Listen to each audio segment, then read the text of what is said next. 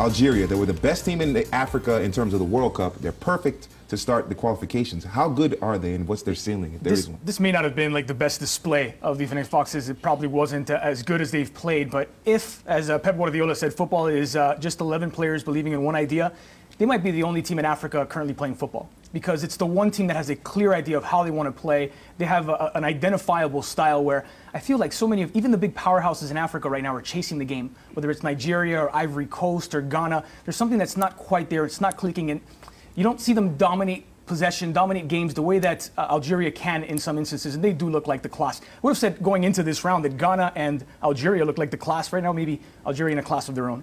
Definitely a class of their own. Remember Algeria at the World Cup against Germany? That was one of the two teams that actually pushed the Germans, Ghana being the other team. And even though they've changed coaches, Vali Halilhodžić, who was their coach, has now moved on to the Super League in Turkey, nothing has changed. The quality of players is still the same. You know, like you said, the players are still the same, but it's just that they stepped their game up a notch, and they definitely are the best team in Africa right now, bar none.